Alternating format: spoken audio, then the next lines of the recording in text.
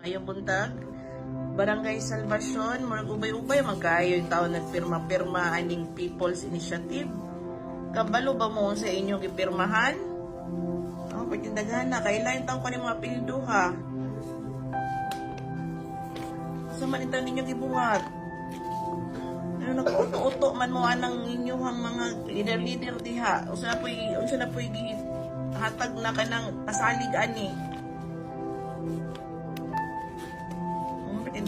Last week lang sinabi ni Bongbong Marcos na ayaw niya ng PI because it is too divisive, pero today sabi ni Representative Salceda na kamit na daw ng mga taga-sulong ng PI ang mandato mula sa tao dahil nakalikom na ito ng sapat na pirma. Kung totoong ayaw ng Pangulong Bongbong pero totoong gusto pa din ng tao ang PI, does it mean that the opinion of the President is not valuable to common folks? Kung suportado ng Pangulo ang PI, pero hindi lang niya sinasabi, ibig sabihin hindi goods ang Senado with Bongbong at siya ay sunod-sunuran lang sa gusto ng HOR. Kung hindi alam ni Pangulong Bongbong ang galawan ng HOR sa PI at nagtatagumpay na silang palabasin na ito ay galing talaga sa taong bayan. Ito daw ang patunay na walang ibang sinusunod si PBBM kundi si Speaker Martin Romualdez at dahil dito hindi niya maprotektahan ang demokrasya ng bansa, di ba? Tiyak naman na umaabot sa mga pandinig ni Speaker Martin Romualdez ang mga sinasabi ng netizens na siya ang nasusunod sa mga desisyon ng Pangulo pero, tila baliwala ito sa kanya at patuloy lang sa pagbabali ng mga pahayag ng Pangulo, una pa man. Ang isang halimbawa dito ay itong ukol sa Jeepney Modernization Program, usapin ng ICC na pabago-bago, ang issue sa peace talks, issue ng SMNI at marami pang iba. Dahil dito tila naglabas naman si Attorney Harry Roque ng mga iba pang kasama sa listahan na sinuway ni Speaker Romualdez sa mga dating naging pahayag ng Pangulo. Kung nagpapatuloy aniya ito tiyak, nakasalalay dito ang performance ng pamahalaang Marcos, at mga kamag-anak pa niyang politiko ang magsasuffer dito. Kung makikita kasi si Senator Amy Marcos lamang ang pinaninindigan ang mga sinabi ng kanyang kapatid, at bigla na lang nga ito napapahiya dahil sa mga pagbabagong nangyayari. Gayunpaman, at the end of the day si Pangulong Marcos ang lalabas na salot, di magaling na Pangulo at sinayang lang ang pagkakataon, kung magpapatuloy ang sistemang ganito sa kanyang pamumuno. Panuuri ng full video para sa iba pang detalye na magsisimula naman pagkatapos ng maiksing intro.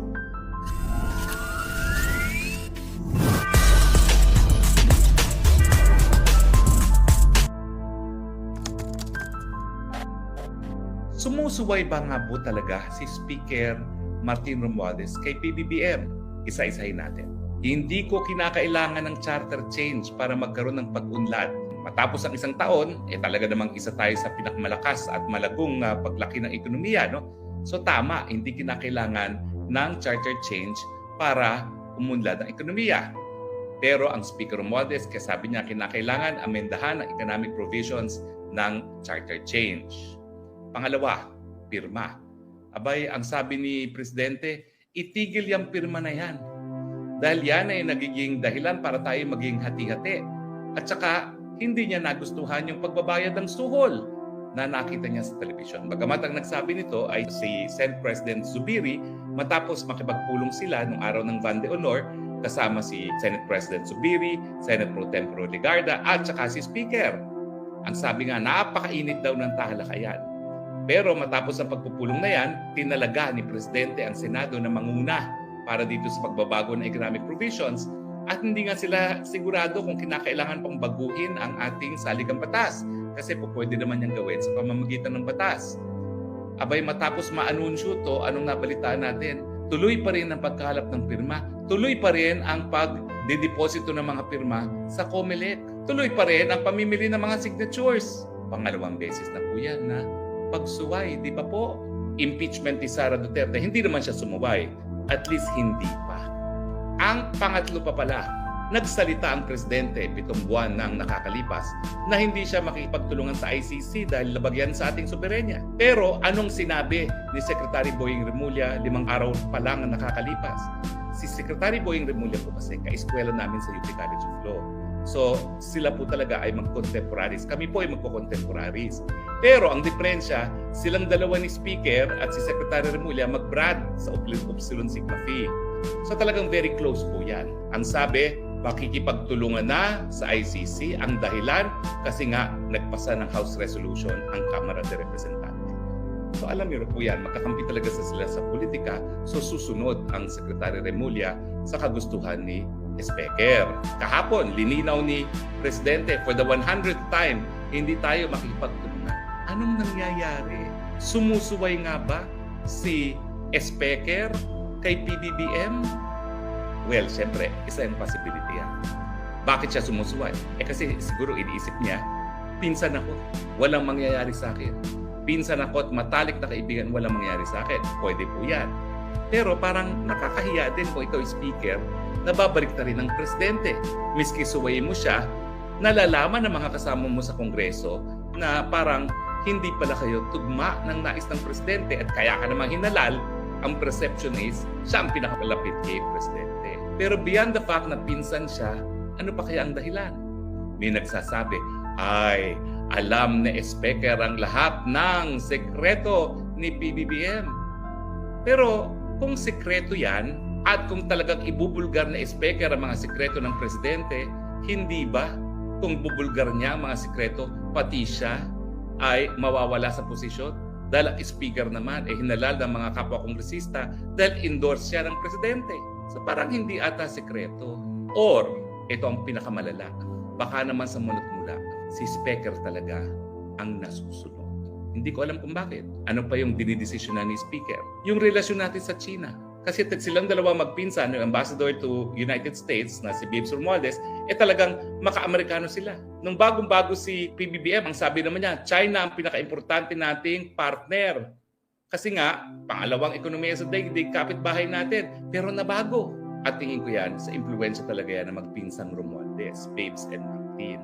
Naku, ang solusyon ay naki PBBM. Mr. President, dahil kinampanya naman kita para maging presidente, patunayan niyo po na kayo talaga ang gumagawa ng desisyon bilang presidente at hindi si speaker. O isa pa pala, mantakin nyo yung SMNI. Di ba sa lahat ng television channels ng eleksyon, yan lang naman talaga sumuporta kay PBBM. At yan ang dahilan kaya yung sa debate lang na SMNI na sumipot si PBBM. And yet, pinasara ni speaker. Nagdududa pa ba kayo kung sinong nasusunod? So Mr. President, ang tanging pamamaraan para mapakita mo na ikaw ang in control, tanggalin mo na yung pinsan as speaker.